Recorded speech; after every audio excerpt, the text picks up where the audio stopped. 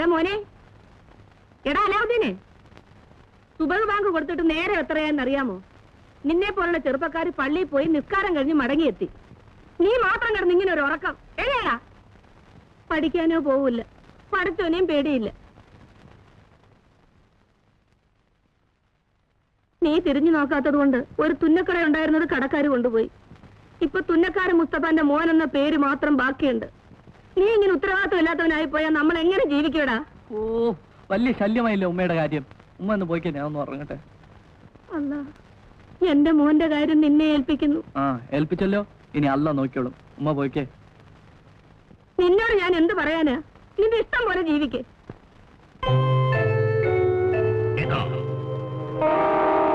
ഈ മോതിരം ധരിക്കുന്നവന്റെ ആജ്ഞകൾ അനുസരിക്കുന്നവനായിരിക്കും ഞാൻ. എന്റെ സഹായം ആവശ്യമുള്ളപ്പോൾ ഈ മോതിരം ഉരസിയാൽ മതി, അവിടെ ഞാൻ ഉണ്ടാകും.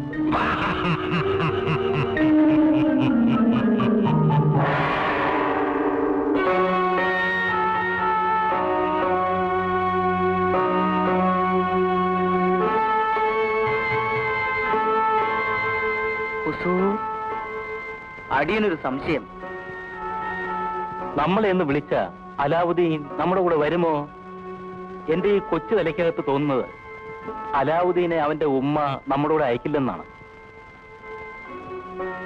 എന്തിനയക്കണം? നമ്മളാണെങ്കിൽ ഒരു പരിചയമില്ലാത്ത ഒരാളുടെ കൂടെ നമ്മുടെ മക്കളെ അയക്കുമോ? അയക്കില്ല. ബഷീർ, നീ പുറത്തു പോകൂ. ഹുസൂർ,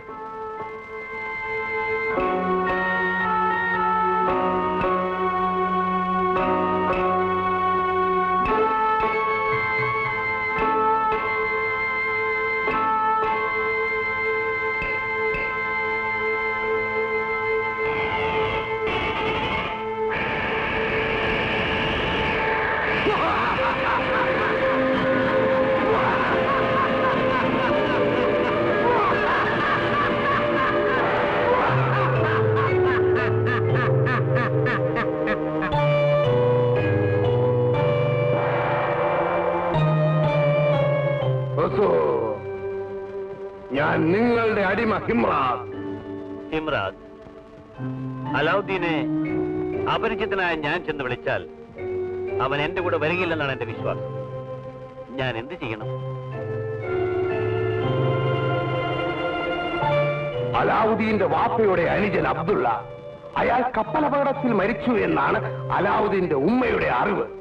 അങ്ങ് അയാളുടെ വേഷത്തിൽ പോകുക. ശരി, ഹിമ്രാദിന് പോകാം.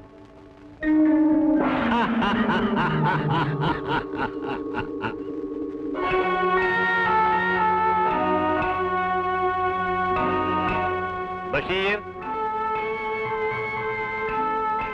ബഷീർ.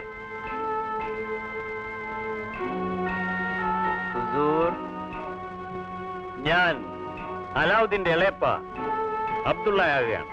നീ എന്റെ ഭാര്യ. ഞാൻ ഭാര്യ.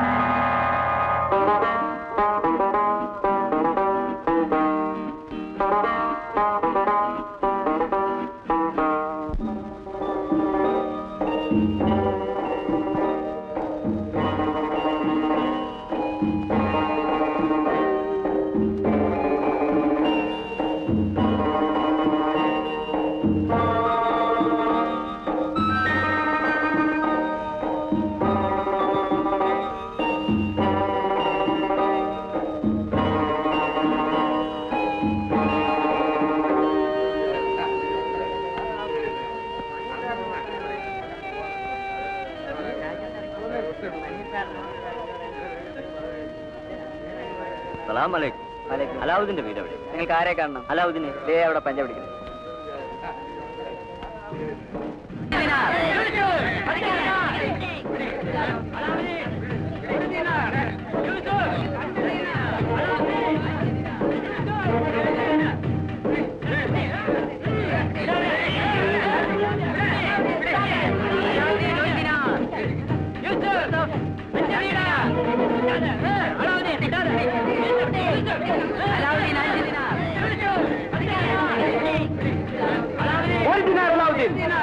ജോസഫ് 2 ദിനാർ. 5 ദിനാർ അലാവുദ്ദീൻ. അലാവുദ്ദീൻ 1 ദിനാർ.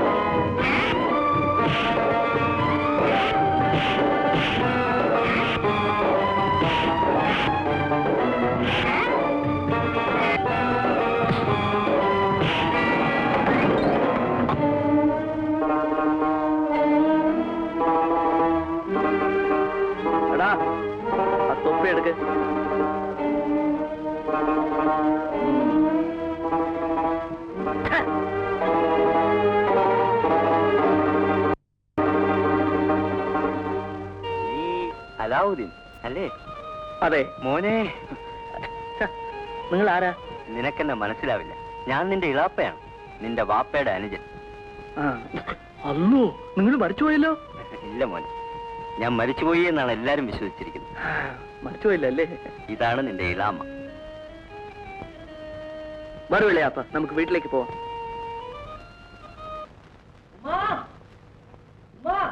എന്താടാ രാവിലെ ഇവിടെ ഇറങ്ങിയതല്ലേ? ഇതുവരെ എവിടെ തണ്ടിത്തിരിഞ്ഞ് നടക്കുകയായിരുന്നു. സമയം സന്ധ്യയായി. തെരുവിൽ കണ്ട പിള്ളേരുമായിട്ടോ വന്നു. ആര്? മരിച്ചുപോയി നിന്റെ ബാപ്പയോ? അല്ലോ, ബാപ്പയെ പറയല്ലോ ഉമ്മ. പിന്നെ ആരെയാടാ വന്നത്? എളാപ്പ വന്നു. എളാമ്മയുണ്ട്. എടാ, നിന്റെ ബാപ്പയെക്കാട്ട് മുമ്പേ നിന്റെ എളാപ്പ മരിച്ചില്ലേ? ഉമ്മ ഒന്നൊന്ന് നോക്കിക്കേ. ചേട്ടത്തിക്ക് എന്നെ മനസ്സിലായോ? മനസ്സിലായി. അബ്ദുള്ളയല്ലേ? അതെ, ഇതാണ് എന്റെ ഭാര്യ സൈനബ. സൈനബ, ഇതാണ് എന്റെ ജ്യേഷ്ഠന്റെ ഭാര്യ അലാവുദ്ദീന്റെ ഉമ്മ. ഇതിനെ പ്രസവിച്ച് കിടന്നപ്പോഴല്ലേ അബ്ദുള്ള ഇവിടുന്ന് പോയത്? എവിടെയോ കച്ചവടത്തിന് പോയി കപ്പൽ മുങ്ങി മരിച്ചുപോയി എന്നാ കേട്ടത്. മരിച്ചില്ല. മരിച്ചോ? ഇല്ല, കപ്പൽ മുങ്ങിയത് ശരിയാണ്, പക്ഷെ ഞാൻ മരിച്ചില്ല. കപ്പൽ പൊളിഞ്ഞ് ബസ്രായിൽ അടിഞ്ഞു കയറി. ഇവളെ വിവാഹം കഴിച്ച് ഞാൻ അവിടെ കൂടി. ഇപ്പൊ എനിക്ക് അവിടെ നല്ല കച്ചവടമാ.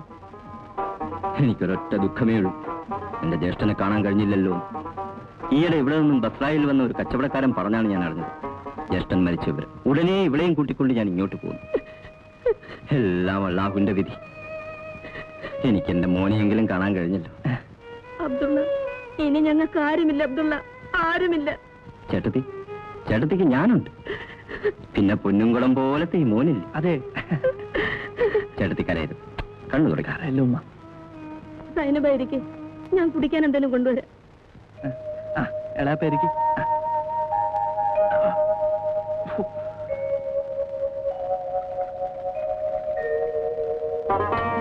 ഇതൊക്കെ സ്വർണ്ണമാണോ? ഇതോ? അതെ അതെ അതെ. എനിക്കും ഉമ്മയ്ക്കും ഇതുപോലെ ഒന്നുമില്ല. എല്ലാം ഞാൻ വാങ്ങിത്തരാം. എളാപ്പാക്ക് ഒരു സ്വൈരം കൊണ്ടുവരാൻ മോനെ. സർബത്ത് കുടിക്കും.